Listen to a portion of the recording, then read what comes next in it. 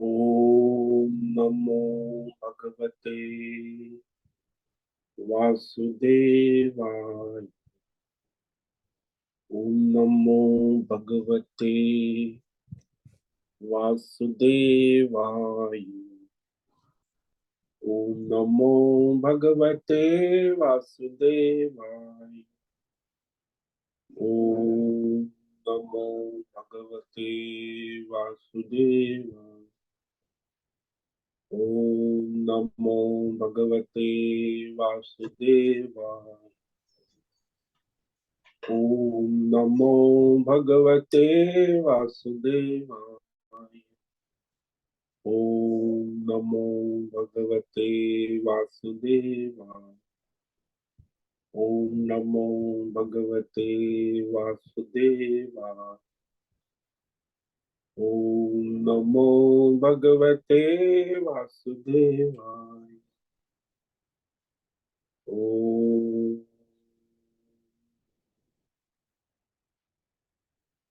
श्री परमात्मने नमो नमः। ओम गणपतये नमो नमः। ओम सं सरस्वत्यै नमो नमः। ओम गुरुभ्यो नमो नमः। ओम सहनाववतु सहनौ भुनक्तु सह वीर्यं करवावहै तेजस्विनावधीतमस्तु मा विद्विषावहै। ओम शांति शांति शांति।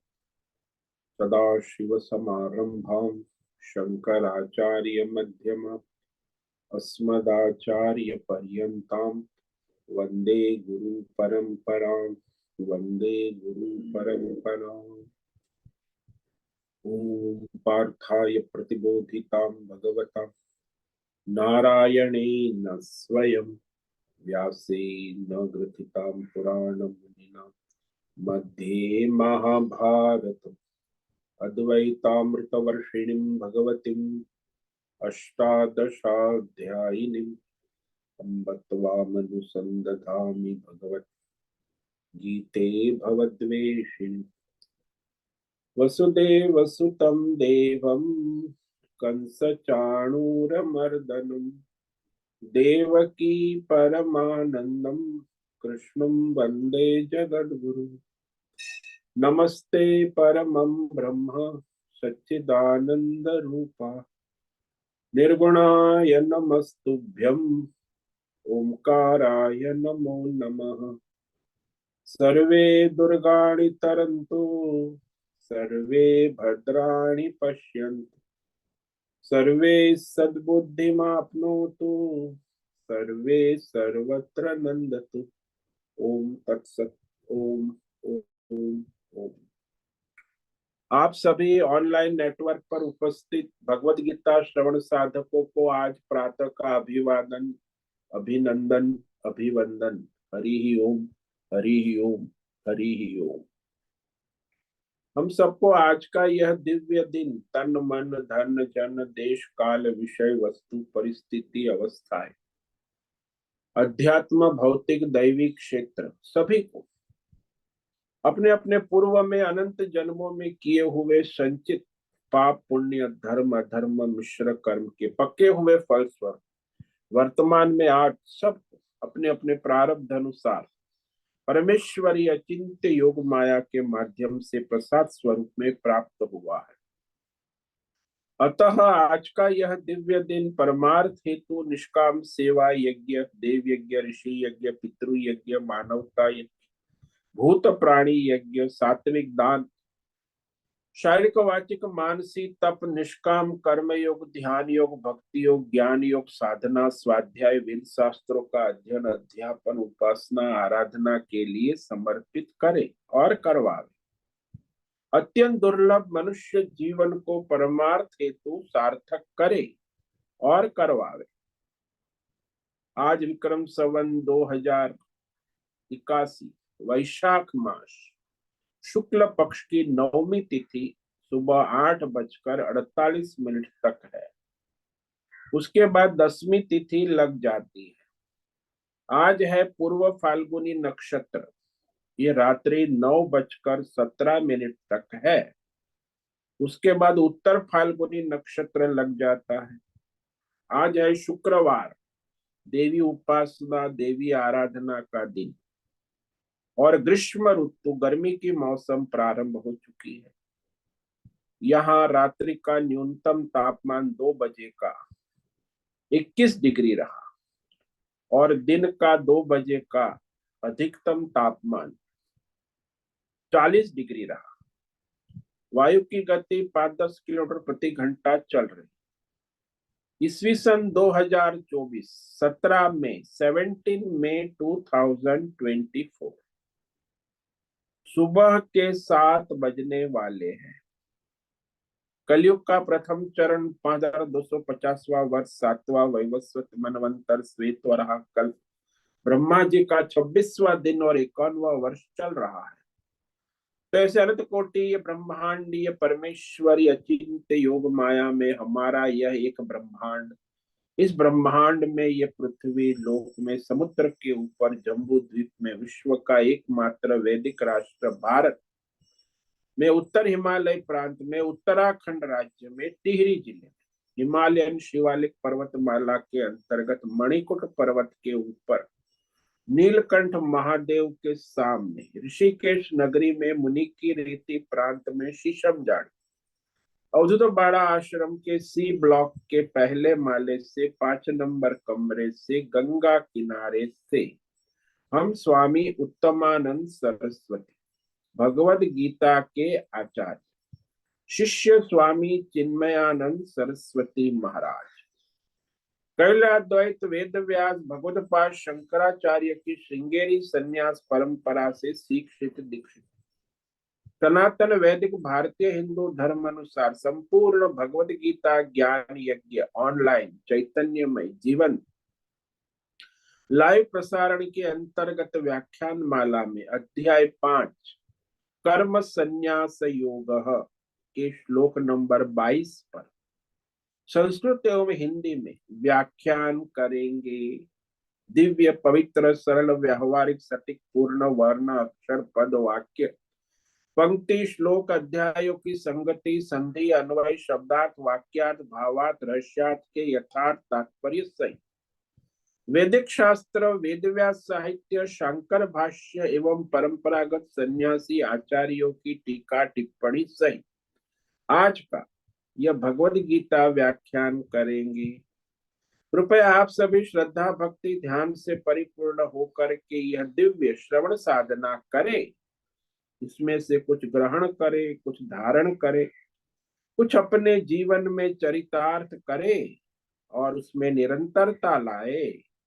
अपनी अपनी आध्यात्मिक भौतिक दैवी अशांति द्वंद्व मोह विक्षेपों से रहित होकर के अधार्मिक अशास्त्रीय भ्रम भ्रांतियों से रहित होकर के अपने अपने शरीर इंद्रिय प्राण मन वचन कर्म से एक रूप एकाग्र होकर के शुद्ध सात्विक सूक्ष्म विवेक बुद्धि करे, वेद शास्त्र आचार्य परंपरा अनुसार विवेक करे, पुनः पुनः इस व्याख्यान का श्रवण करे, मनन करे, चिंतन करे, चर्चा विचारणा करे, लेखन करे, प्रचार प्रसार करे, लिंक भेजे, ग्रुप में शेयर कर, अपना और सबका परम कल्याण करे और करवावे। ओम तत्सत। ओम ओम ओम। तो कल हमने श्रीमद् भगवद गीता अध्याय 5 कर्म संन्यास योग के श्लोक नंबर 21 पर विचार किया था, जिसमें भगवान कह रहे हैं कि अखंड अक्षय आनंद उस आत्मज्ञानी को प्राप्त होता है, ज्ञान योगी। तो वो कैसे प्राप्त होता है? तो कहा भगवान ने, बाह्य स्पर्शेष्वशक्तात्मा विन्दत्यात्मनि यत् सुखम् स ब्रह्म योग युक्तात्मा सुखम अक्षयमश्नुते। बाह्य स्पर्शेषु असक्तात्मा, यानी जो बाहर के भौतिक अध्यात्म दैव विषयों में जो आसक्ति से रहित है, राग आसक्ति प्रीति द्वंद्व से रहित असक्तात्मा, और जो अपने परमात्मा स्वरूप में स्थित है, तो वह अपने परमार्थ आनंद सुख को प्राप्त होता है, विंदति प्राप्त करता है। और उस परमानंद परम सुख को प्राप्त करने के बाद वह निरंतर अक्षयम सुखम अश्नुते, ये परमात्मा से जुड़ा हुआ है ना, ब्रह्म योग युक्त आत्मा। तो परमार्थ योग में अभिन्न भाव से जुड़ा हुआ स्थित वह अक्षय यानी अखंड आनंद सुख, जिसका कभी नाश न हो, जिसकी कभी उत्पत्ति न हो, जिसका कभी लय न हो, तो अक्षय अखंड सदा रहने वाला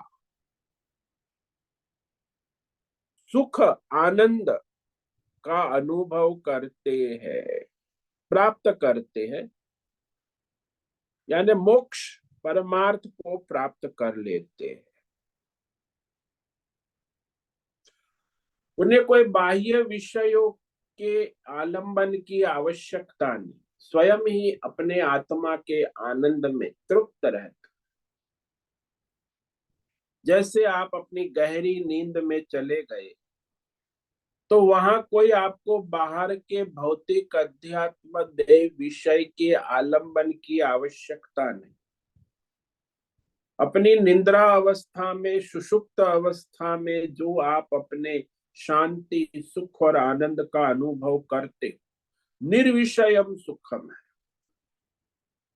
बस वैसा ही सुख आत्मज्ञानी को 24/7 अखंड निरंतर आत्मा का सुख प्राप्त होता है। तो बाह्याकार भौतिक अध्यात्म दैव वृत्ति से हटा तो अपने आत्म स्वरूप को प्राप्त हो। वैसे भी आप सोने का आनंद लेना है, निद्रा का आनंद लेना है, तो भी आपको बाहर के सभी विषयों को बाहर छोड़ना होगा, बिस्तर में लेटना होगा और चद्दर ओढ़ के सोना होगा, तब जाके आप निद्रा का आनंद सुख लेते हैं, तो सुख मिलता है। वैसे ही मनुष्य जब जागृत स्वप्न विषय भौतिक अध्यात्म दैव सारे विषय जो है वो हमारे मन में, अंतकरण में उसके प्रति आसक्ति होती है, राग द्वेष होता है। इसीलिए जागृत अवस्था में, स्वप्न अवस्था में संसार के विषयों की आसक्ति के अनुसार वो विषयों से क्षणिक सुख मिलता है, लेकिन जब सो जाते हैं तो जागृत और स्वप्न अवस्था समाप्त हो जाती है और वहां हमें केवल अपने आत्मा का सुख आनंद मिलता है। जब तक जागृत में है, स्वप्न में है, तब तक वो हमें सुषुप्ति का सुख आनंद प्रकट नहीं होता। अपनी जागृत स्वप्न अवस्था का लय होने पर ही अपने आनंद निद्रा का आनंद मिलता। ऐसे ही जब ये मनुष्य इस संसार के बाहर के विषयों से अनासक्त, यहाँ का आसक्त आत्मा सारे भौतिक अध्यात्म दैव संसार विषयक आसक्ति से पूर्णतः रहित हो जाता है, यानी उसका अंतःकरण भगवतमय हो जाता है,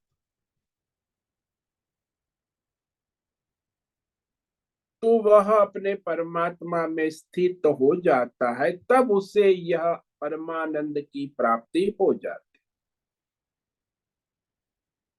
तो इसके लिए संसार से उपराम होना, विवेक और वैराग्य, ये होना आवश्यक। विवेक पूर्वक दृढ़ वैराग्य जिसको संसार के विषय जागृत स्वप्न अवस्था में होता है, तो उसे अपने परमार्थ का आनंद मिलने लगता है।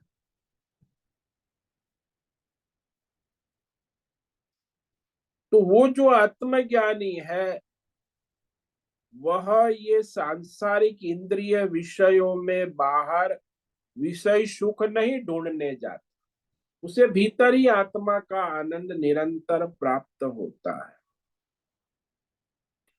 तो ऐसे आत्म सुख की प्राप्ति के लिए बाहर के विषयों से अनासक्त होना अत्यंत आवश्यक। अब बोले अनासक्त कैसे हो सकते हैं भाई?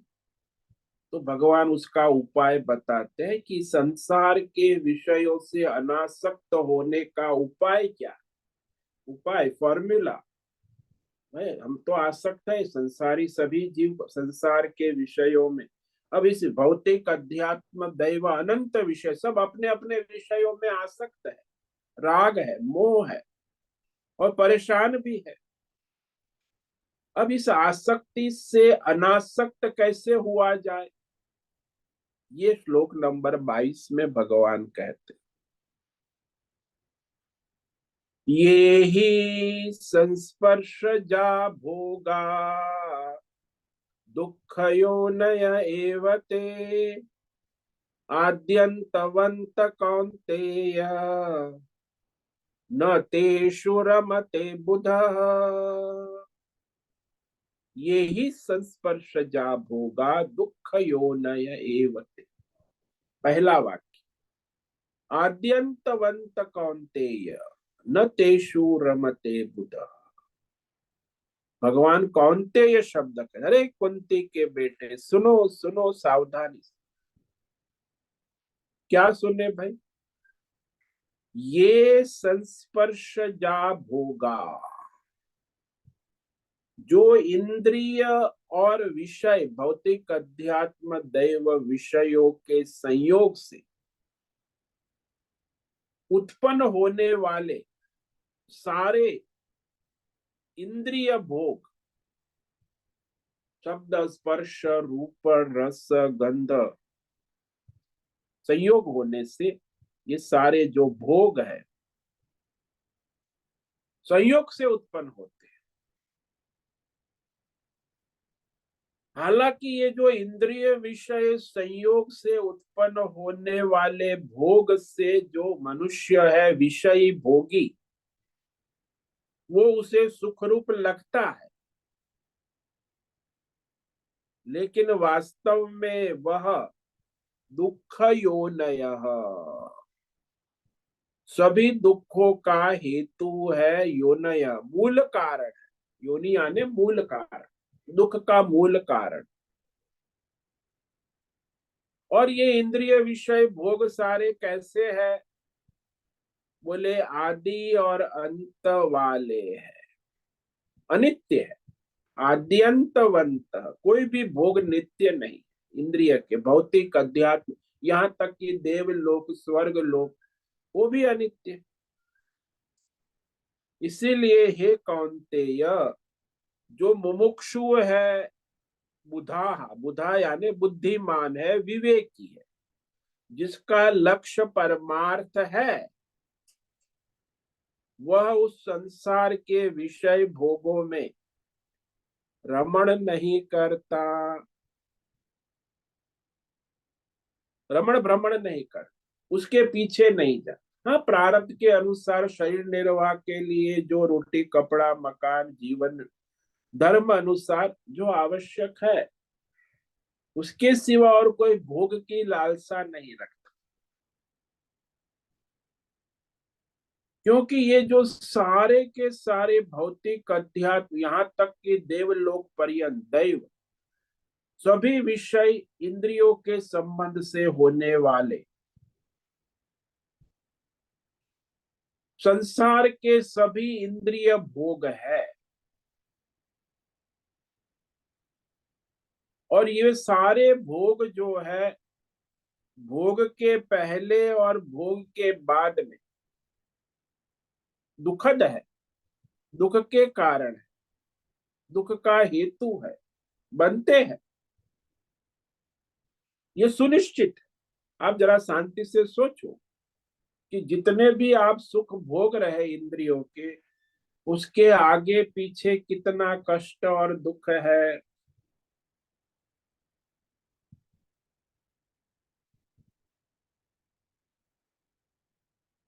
तो ये सुनिश्चित है। सभी इंद्रिय विषय भोग प्रारंभ और अंत वाले, आदि और अंत, कोई नित्य नहीं है। भोग भी अनित्य है और उसमें जो सुख है वो भी अनित्य है। रसगुल्ला आ गया तो रसगुल्ला का सुख कहाँ तक रहेगा? पहले तो रसगुल्ले के लिए दुख सहन करना है कि पैसा कमाना है, दिहाड़ी करनी है, मेहनत की, 100-500 कमाया, फिर वो दुख है। फिर गए रसगुल्ले हलवाई, फिर वहां 50 रुपये के रसगुल्ले खा गए, वो भी दुख है। बाद में अरे 50 रुपये बिल देने के समय भी दुख है। तो बीच में वो रसगुल्ले खाते समय थोड़ा सुख है। तो पहले रसगुल्ले पाने के लिए दुख उठाना पड़ा, बाद में उसका दुख उठाना, बीच में वो भोग जो है रसगुल्ला क्षणिक सुख देता है। यानी वो जो रसगुल्ला सुख है वो आदि अंत वाला है। इसीलिए जो मुमुक्षु है, साधक है, यहाँ बुधा शब्द है भगवान ने। बुध का मतलब होता है विवेकी, परमार्थी, संयमी। तो ऐसा विवेक पूर्वक जो विचार करता है वो ऐसे क्षणिक सुखों में रमण नहीं करता। रमण भ्रमण यानी उसमें घूमता नहीं, उसमें आसक्त नहीं। न रमते, आसक्ति नहीं करता। अब देखो संसार के जितने भी विषय है वो तीन प्रकार के हैं: भौतिक, अध्यात्म और दैवी। यहाँ तक कि देवलोक, स्वर्ग लोक, इंद्रलोक, ये दैवी विषय है, अध्यात्म विषय है। और भौतिक विषय तो आप मॉल, मार्केट, बाजार में चले जाओ तो वहां शब्द, स्पर्श, रूप, रस, गंध, सबको अपने अपने विषय बाजार में उपलब्ध है। तो ये 10 इंद्रिया जो है उसके लिए सारे विषय उपलब्ध है, ज्ञानेन्द्रिय और कर्मेंद्रिय। इस इंद्रियों के संबंध से ही सारे विषय भोग होते हैं। इंद्रियों का संबंध ना हो तो विषय भोग कैसे होगा? इसलिए भगवान ने यहाँ संस्पर्शज, संस्पर्शज कहा जाए। इंद्रिय का विषयों से स्पर्श, स्पर्श मात्र से ही भोग होता है। जब कोई भी इंद्रिय विषयों का स्पर्श करते उसी को भोग कहते। और भोग की तीन कैटेगरी है। जैसे रसगुल्ले को देखा तो देखने का स्पर्श सुख एक क्षणिक हो गया। फिर रसगुल्ले प्लेट में आ गए, प्राप्ति, तो मोद क्षणिक सुख हो गया। और फिर रसगुल्ले खा लिए, प्लेट खाली हो गई, प्रमोद, फिर सुख हो गई।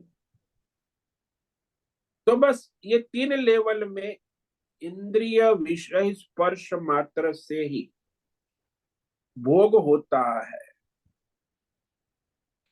किसी भी भौतिक, अध्यात्म, दैव विषय और 10 इंद्रियों का वर्तमान देश काल परिस्थिति में जो स्पर्श हुआ, स्पर्श का मतलब संबंध हुआ,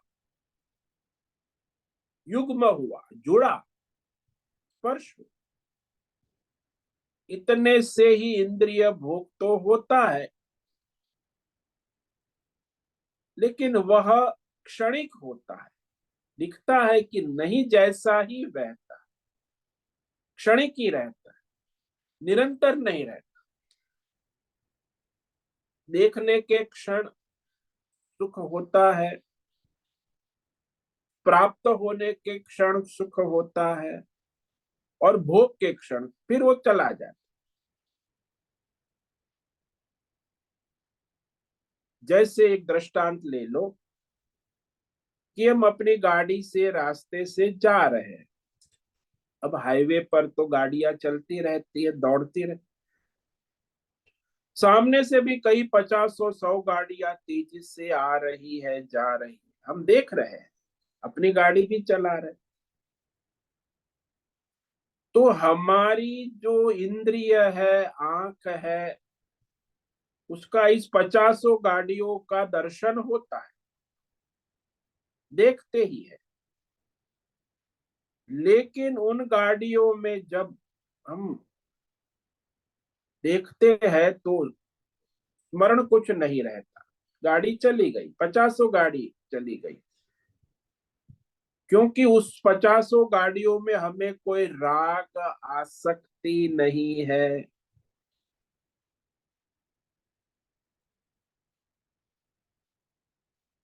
लेकिन जब हम देखते हैं कि अरे, हमारे संस्कार वासना से तो एक गाड़ी को देखते हैं, 50 गाड़ी में एक गाड़ी ऐसी निकलती है जिससे देखते ही हमारे मन बुद्धि ठनठना जाते, अरे क्या बात है, बहुत बढ़िया, इस गाड़ी का नया मॉडल आ गया है, अरे क्या गाड़ी है। अब इसी को कहते हैं संस्पर्श। संस्पर्श, इतनी गाड़ी गई, उसमें तो कहीं ऐसा नहीं हुआ, इस गाड़ी को देखकर बहुत बढ़िया गाड़ी, नया मॉडल है, नया सुव मॉडल है, और टाटा का लगता है। तो ये सारा चिंतन शुरू हो गया, संस्पर्श, केवल स्पर्श हुआ, क्षण में वो चली गई, इतनी तेजी से गाड़ी गई, लेकिन फिर वो हमारे दिमाग में उसका स्पर्श हो गया। अब जिस गाड़ी से हमारा संस्पर्श हुआ, जिसमें हमें राग आसक्ति हो गई, हमने देखा राग से अरे बहुत बढ़िया है, क्या नया प्रोडक्ट आया है, तो अब इतना होने के बाद फिर इंद्रिय भोग की तैयारी हो जाती है। अब वो देखने से सुख मिल गया, लेकिन अब उसे प्राप्त करना है, तो एक हफ्ते के बाद फिर उनके शोरूम में जाते हैं कि ये गाड़ी है, देखो नई टाटा शोरूम, फिर वहां जा, तो वहां उसे देखकर और सुख होता है, अरे बढ़िया, यही मॉडल मैंने देखा था, वो क्षण, एक क्षण देखा, इतनी स्पीड गाड़ी चली जाए। लेकिन वो मॉडल देखने फिर शोरूम चला गया, फिर उसने वहां 11 लाख रुपया का चेक दिया, और उसको गाड़ी का नंबर और चाबी दे दी, और फिर गाड़ी में बैठ कर आया, फिर सुख हो गया, संस्पर्श। तो इस प्रकार वह जो है विषय भोग, इंद्रिय विषय भोग होता है, हालांकि वह दुख का ही कारण बनता है। क्यों, आप कहेंगे इतनी बढ़िया गाड़ी सुख का कारण, बोले इंद्रिय संस्पर्श जो भोग अज्ञान के कारण होता है, और ये अज्ञान जो है वो कार में सुख ढूंढता है, वो जड़ है। इंद्रिय विषयों के अंदर कोई अच्छाई नहीं है, कार में कोई अच्छाई नहीं, वो भी जड़ है, इंद्रिय भी जड़ है। राग आसक्ति इंद्रिय और राग आसक्ति जो कार में है, वो यही है कि उसके कारण उसमें हम गुण दर्शन कर लेते, अरे कितनी बढ़िया कार है, ये गुण दर्शन करना, जो संसार के विषयों में जो लोग एडवर्टाइजमेंट मार्केटिंग करते रहते हैं, ये गुण दर्शन करते, ये सब अज्ञान के कारण ही। संसार के सारे विषयों में जो गुण दर्शन मार्केटिंग होता है, उसके वास्तविक यथार्थ विवेक ज्ञान नहीं है, अज्ञान के कारण ही गुण दर्शन करते हो, जिसमें गुण है ही नहीं। क्योंकि वस्तुतः वहां वो जड़ विषय है, उसमें कोई गुण है ही नहीं। पर संस्पर्श के लायक तो है नहीं, फिर भी हमें गुण दिखता है। क्यों गुण दिखता है? क्योंकि उसके वास्तविक यथार्थ तत्व स्वरूप को न जानने के कारण, अज्ञान भ्रम से हम उसमें गुण दर्शन करने लगते हैं। और गुण के कारण भोग की तृष्णा होती है कि भोग करें, कितना बढ़िया है। विषयों के गुण दर्शन पूर्वक ही भोग होता है। एक बार एक महात्मा दृष्टांत देते थे कि हमारे यहाँ से कोई विदेश अमेरिका घूमने गया था। तो विदेश यात्रा में कॉफी हाउस में वो बैठा, कॉफी पी रहा है। तो वहां वो विदेशी सुंदरी आ गई, बढ़िया सुंदरी विदेशी, वो भी सज धज के। तो वो भारतीय देखकर मोहित हो गया, अरे ऐसी सुंदरी तो मैंने भारत में भी नहीं देखी है, अमेरिका में ऐसी सुंदरी। तो उसे राग हो गया, आसक्त। वो आके उसके सामने बैठी, वो भी कॉफी पी रही है। फिर वो कहता है, बात करते, आप कहाँ से हो, कैसी हो, आपका नाम क्या है, शुरू कर दिया उसने। तो राग आसक्ति हो गई। अब वो सुंदरी के साथ बात करने को वो जाने लगी, तो कहा, शैल आई कम विथ यू, मैं आपके साथ आ, yes welcome, you come to my home. Oh, that is fine. तो उसके साथ उसके घर चला। और फिर वहां जाके घर में बैठता है, उसकी तारीफ करता है कि अरे आप इतनी सुंदरी हो। बोले क्या सुंदर लगता है आपको?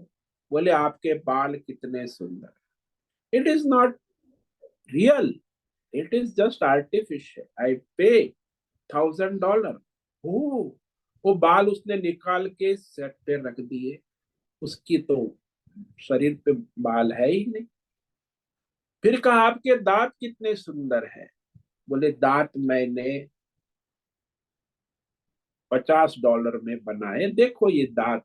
वो भी रख दिए उसके साथ। अब क्या पसंद है?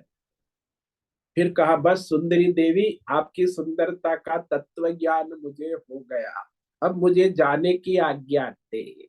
इसमें कोई रियलिटी, सत्य नाम की कोई चीज है ही नहीं।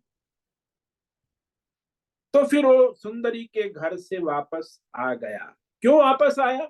इतना बड़ा आसक्त हो गया था, मोह हो गया था, उसके पीछे गया, उसके घर तक गया। और अब घर से निकल गया, कभी कभी जाएगा उसके घर। क्यों? क्योंकि उसकी सौंदर्य की वास्तविकता का तत्व ज्ञान हो गया। तो जितने भी संसार के विषय है, ये लोग मार्केटिंग करते हैं, इंटरनेशनल ये जो कॉरपोरेट वर्ल्ड है, वो आपको मोहित करते विषयों के गुण दर्शन एडवर्टाइजमेंट। और फिर वो उसे आप भोग करने के लिए तत्पर हो जाते हैं। तो अविवेक अज्ञान पूर्वक ही होता है, जो वास्तविक तत्व का ज्ञान नहीं है ना। तो तब भोग होता है, और उस भोग के बाद दुख भी हो जाता है, क्योंकि ये दुख का कारण है। जो भी विषय है संसार, वो आदि अंत वाला भी कहा, और दुख का कारण है।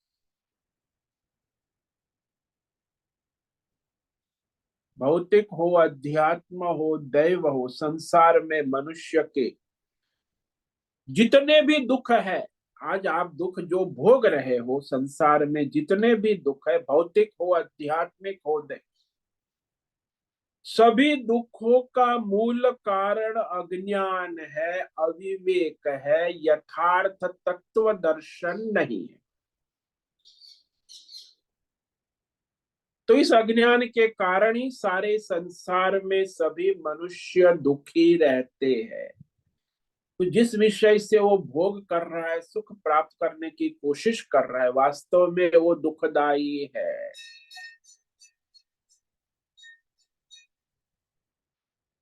सामान्यतः विवेक विचार करो, जैसे सामान्य संसार में विवेक विचार करे तो कोई भी विषय ले लो, इंद्रिय विषय, अब उसे आप इकट्ठा करने की कोशिश करेंगे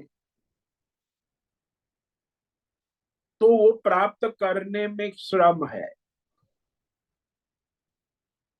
वो विषय प्राप्त करने के बाद उसकी रक्षा करने में भी श्रम है, बड़ा परिश्रम है। भाई कार प्राप्त कर ली 11 लाख की, फिर उस कार को सुरक्षा करने में भी बड़ा परिश्रम है।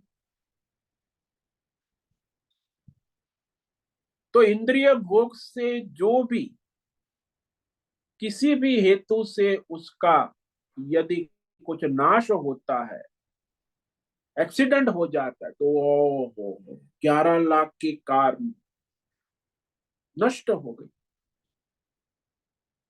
विशेष दुख होता है, अधिक दुख होता है। तो संसार के किसी भी विषय का यही हाल है।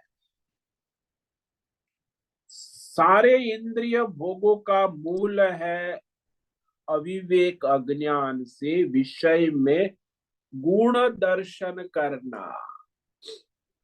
ये गुण दर्शन ही अज्ञान अविवेक से होता है। जिसमें गुण है नहीं, फिर भी अज्ञान से अविवेक से गुण दिखता है।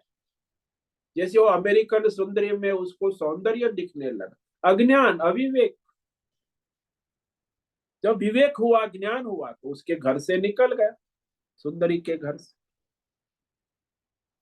तो विवेक, अज्ञान और अविवेक होने से ही सारे भौतिक अध्यात्म दैवी दुख होते रहते हैं। देखो, वास्तव में सूक्ष्मता पूर्वक विवेक विचार करके देखो कि जो भी विषय है वह दुख का ही कारण होता है। इंद्रिय विषय भोग, या वो इंद्रिय विषय भोग नष्ट होकर दुख देता है या खराब होकर दुख देता है, चाहे जितना भी विषय ले लो। संसार में मनुष्य को अपना पुत्र बहुत प्रिय होता है, पुत्र प्रिय होता है, अच्छा होता है। यदि वो बीमार अस्पताल में आईसीयू में भर्ती है तो क्या हो, अरे मेरा बेटा आईसीयू में, बड़ा दुख होता है। बेटे का दुख भी होता है और रोज का 20,000 बिल चढ़ रहा है, उसका भी दुख होता है। अरे रोज का 20,000 आईसीयू। और यदि बिना प्रारब्ध दैववश यदि पुत्र मर जाता है तो और बड़ा महा दुख होने लगता है, अधिक दुख होना ही है।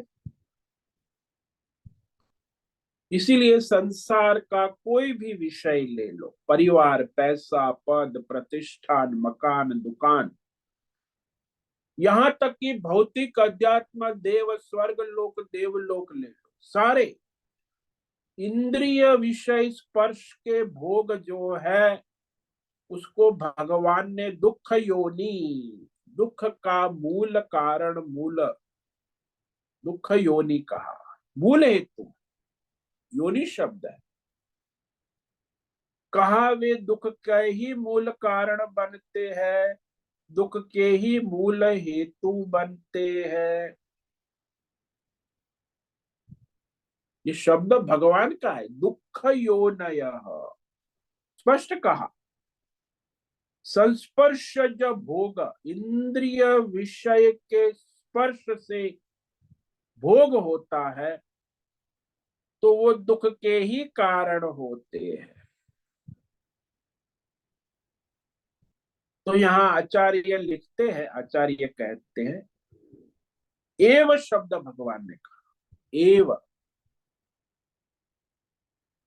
एव विशेष रूप से जोर दे रहे हैं कि जैसे इंद्रिय विषयों का स्पर्श संबंध इस संसार में दुख देता है, ऐसे ही परलोक में भी स्वर्ग लोक चले जाओ, वैकुंठ लोक चले जाओ, देव लोक चले जाओ, वहां भी इंद्रिय विषयों का संग रहते हुए दुख ही होना है।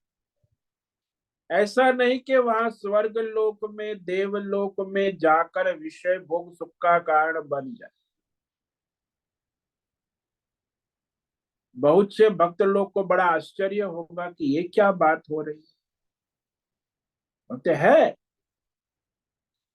ये भक्त जो है, ये जो संप्रदाय है भक्ति वाले, देवलोक, वैकुंठ लोक, इंद्र लोक, वरुण लोक, उसका बड़ा वर्णन करते। आप कथा बथा सुनी होगी, बड़े बड़ी वर्णन करते स्वर्ग लोक का, वैकुंठ लोक का, शिव लोक का, देव लोक। वहां बड़े बड़े दिव्य विषयों का बड़ा बड़ा वर्णन होता है, जबरदस्त सुख वैकुंठ आदि के अंदर, देवलोक के।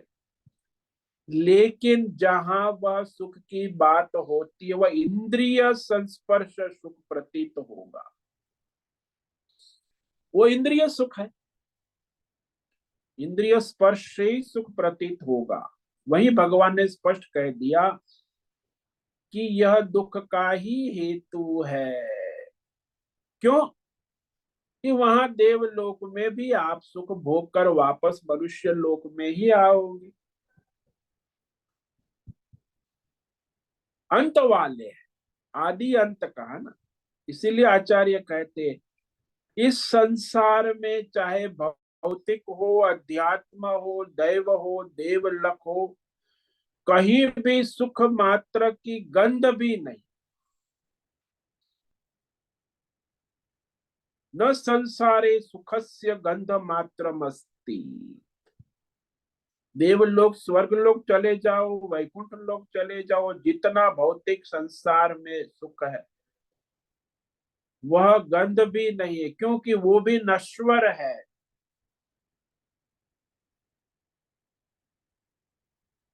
सुख तो क्या, सुख की गंध भी नहीं है, ऐसा का गंध, सुगंध, खुशबू भी नहीं है। तो ऐसा दृढ़ निश्चय विवेक होने पर वह मुमुक्षु साधक जो है, उसकी इंद्रिय विषय भोग तृष्णा से उपराम हो जाता है। तो मुमुक्षु साधक है, ज्ञानी है, उसका ये दृढ़ निश्चय है कि उसके ये जो सारे इंद्रिय विषय संस्पर्श, जो इंद्रिय भोग के प्रति कभी आसक्ति नहीं होती है। हाँ, भोग लेता है लेकिन इसके बिना नहीं चलेगा, ये चाहिए, ऐसा ही चाहिए, ऐसी कोई राग आसक्ति नहीं है। तो साधक हो, मुमुक्षु हो, उसे बार बार ये विवेक करना होगा कि इंद्रिय विषयों की तृष्णा है, उसे समाप्त विवेक पूर्वक करे, इंद्रिय विषय भोग से सदा सर्वत्र उपराम हो जाए। हाँ, आवश्यकता के अनुसार जो जीवन निर्वाह में आवश्यक है, उससे ज्यादा भोगों में रमण ना करे। क्यों रमण ना करे? क्योंकि ये सारे इंद्रिय के भोग भगवान का आद्यंतवंत है। जितने भी भौतिक है, आध्यात्मिक है, दैव इंद्रिय विषय भोग है, उसका संयोग होने पर वह प्रारंभ होते हैं, स्पर्श कहा, और विषय इंद्रिय का संयोग टूटने पर वह भोग समाप्त होते। तो वह कहा आदि अंत वाले हैं। यहां तक कि स्वर्ग लोक, वैकुंठ लोक, देवलोक, वहां भी इंद्रिय सुख तो प्रारंभ होता है, लेकिन तुमने जितने पुण्य कमाए हैं, पुण्य कर्म उपासना की है, उतने समय तक वहां तुम्हें वह इंद्रिय विषय सुख मिलता है। पुण्य का क्षय होने पर फिर वो वापस मृत्यु लोकम विशंति, फिर यही आ जाता। अतः वहां का देवलोक का सुख भी अंत ही होता है, वो भी आदि अंत वाला। चाहे वैकुंठ लोक चले जाओ, चाहे देवलोक चले जाओ, चाहे स्वर्ग लोक चले जाओ, कुछ पुण्य है, कुछ उपासना है, जो कथाकार लोग स्वर्ग और देवलोक का बड़ा वर्णन करते हैं। जितना ज्यादा सुख हो उतना ही उसकी समाप्ति अधिक दुखदायी होती है, दुख का हेतु बनती है। जैसे आजकल गर्मी चल रही है, यहाँ तो 40 डिग्री तापमान है। अब जो लोग वातानुकूल एसी कमरे में रहने वाले हैं, और ये ज्येष्ठ वैशाख ज्येष्ठ की 40 डिग्री गर्मी,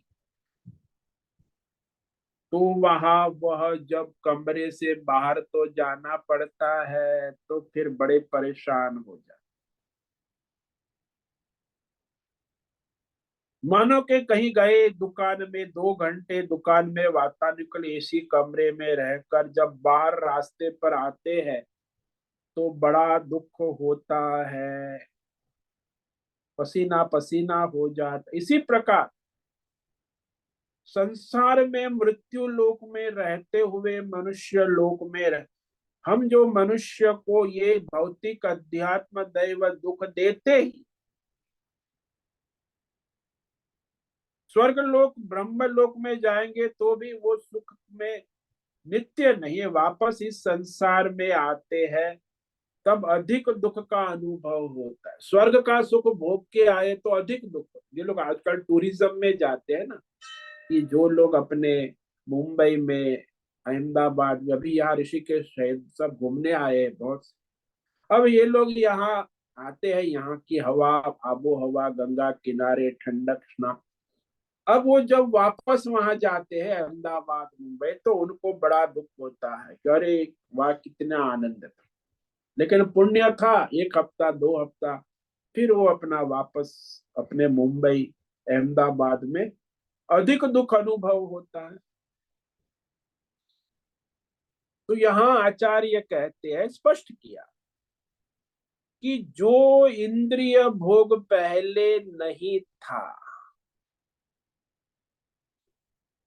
भोगने के बाद भी नहीं रहने वाला, बीच में क्षणिक भोग दिखता है, तो कहते बीच में जो दिख रहा है वो भी नहीं है। यह प्रकृति का नियम है। सब लोग रात दिन देखते हैं कि हमने जब रस्सी में सांप नहीं देखा था तब तक वहां सांप नहीं था। हमने ठीक प्रकाश के अंदर रस्सी को देख लिया, फिर सांप नहीं है, तो निश्चय होता है कि जिस समय हमें सांप दिखा था उस समय भी वो वहां नहीं था। ठीक इसी प्रकार जो हमें भौतिक अध्यात्म विषय इंद्रिय संयोग जब सुख मिलता है, वास्तव में वहां वो सुख है ही नहीं। विषय भोग में कहीं सुख है, वो सुख जो आपको मिल रहा है वो तो आपका आत्मा का सुख, लेकिन अज्ञान से आप मान बैठते कि भौतिक अध्यात्म दैव विषय मुझे सुख दे रहा है। इंद्रिय विषय संयोग जब हुआ उस समय आप अपने आत्मा का स्पर्श होने से क्षणिक सुख का अनुभव आत्मा का ही करते, लेकिन आपको लगता है कि ये विषय सुख है।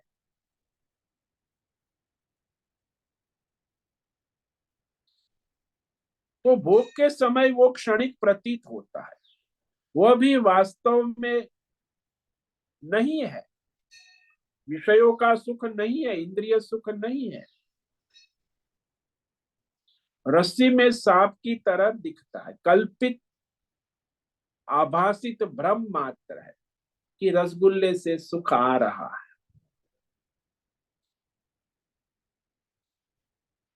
तो इस प्रकार जो मनुष्य विवेक करता है, जानता है, जो परमार्थी है, यहाँ बुध शब्द भगवान की, जो परमार्थी है, विवेकी है, वह इस भौतिक अध्यात्म दैव विषय में तृष्णा नहीं करता, राग आसक्ति नहीं करता।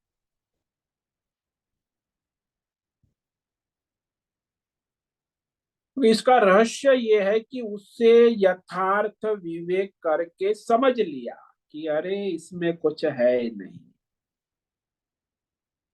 मूल तत्व को जान लिया, अपना आत्म स्वरूप जो है उसका निश्चय कर लिया कि ये जो अज्ञानी होता है उसे विवेक नहीं है ना, जो मूढ़ है, अज्ञानी है, वो भौतिक अध्यात्म विषय में आसक्ति, राग होता है, और वही राग आसक्ति उसके विवेक विचार को ढक देती है।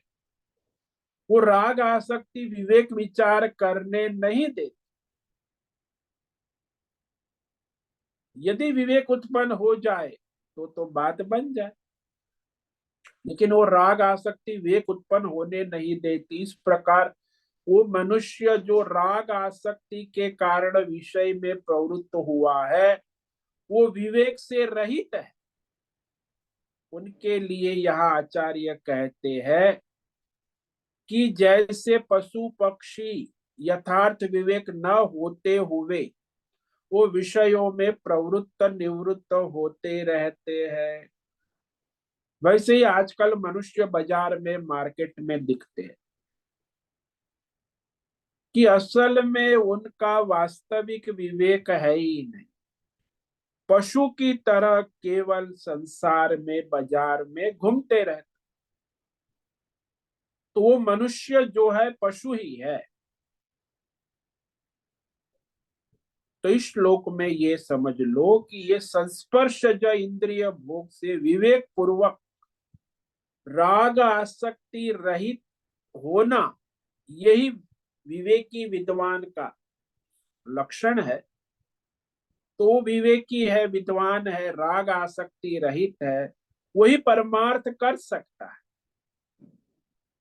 इसलिए जो मुमुक्षु है, परमार्थ, उसे विशेष प्रयत्न करके इस संसार के विषयों की राग आसक्ति को विवेक वैराग्य पूर्वक दूर करना आवश्यक, तभी वो परमार्थी हो सकता है। नहीं तो भोग करते रहो, संसार देवलोक में जाते रहो, आते रहो, वो संसार चलता रहेगा, आपका सुख दुख भी चलता रहे।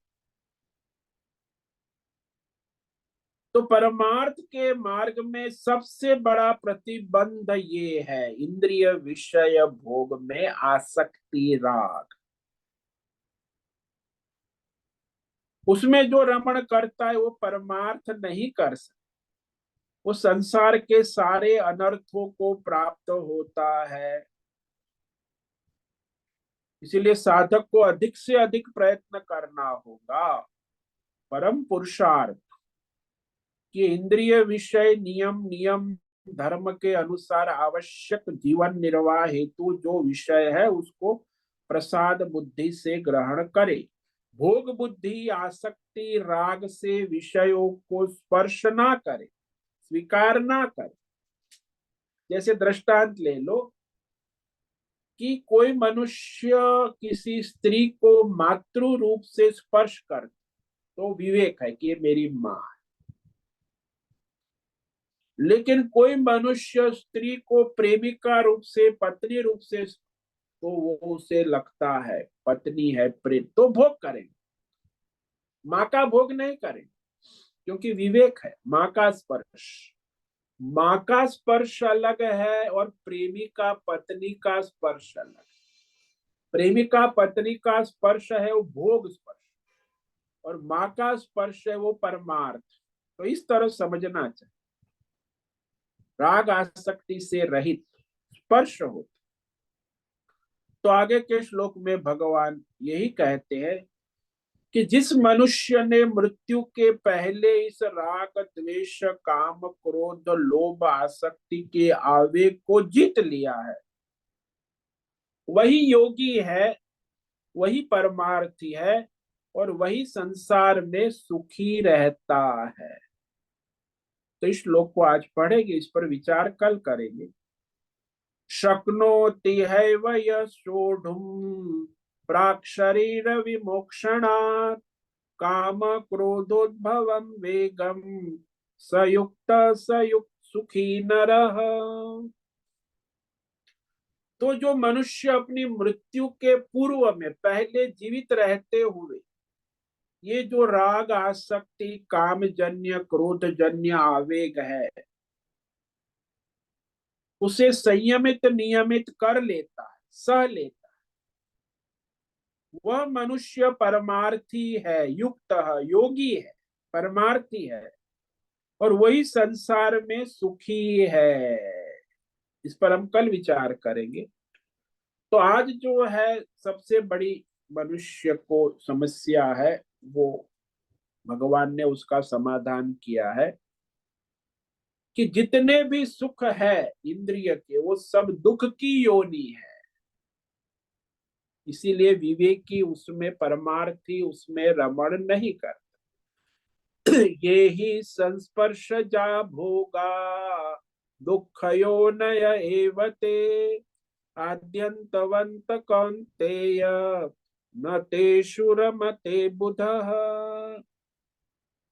जितने भी 10 इंद्रिय के जो भौतिक अध्यात्म दैव संयोग से उत्पन्न होने वाले इंद्रिय भोग है, यद्यपि उस भोगी मनुष्य को सुख रूप भासते हैं, परंतु निस्संदेह परिणामतः आगे पीछे दुख की योनि है, दुख का हेतु है, दुख का कारण है। क्यों? क्योंकि आदि और अंत वाले, ये सब आदि और अंत वाले, आद्यंतवंत कौन्ते।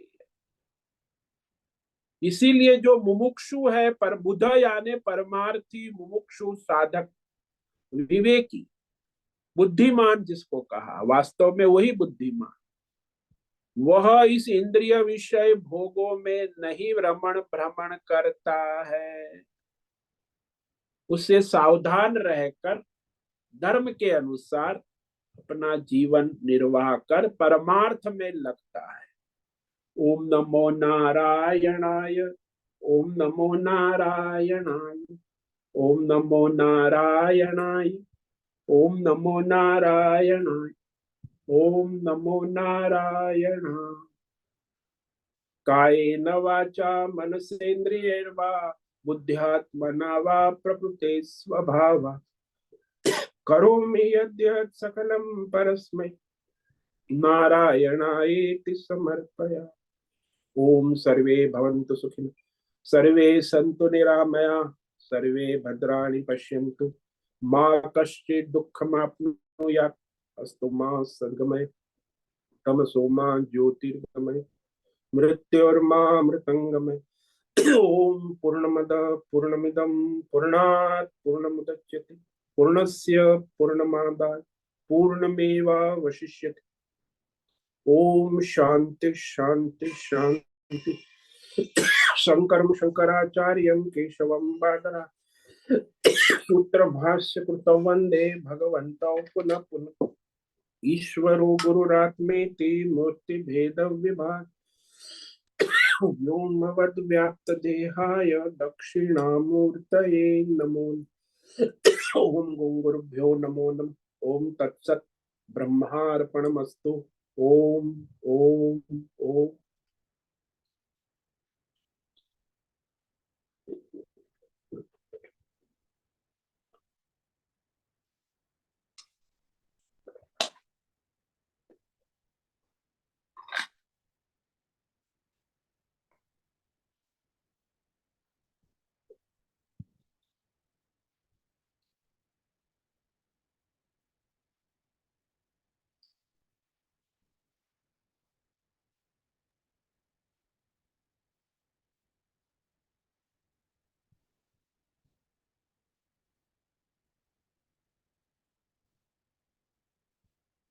किसी साधक को कोई प्रश्न है, अभी पूछ सकते हैं, प्रश्नोत्तरी का समय है।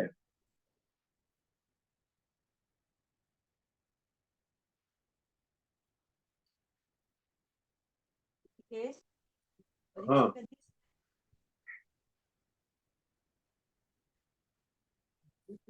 राजेश मोलकर का ऑडियो चालू है।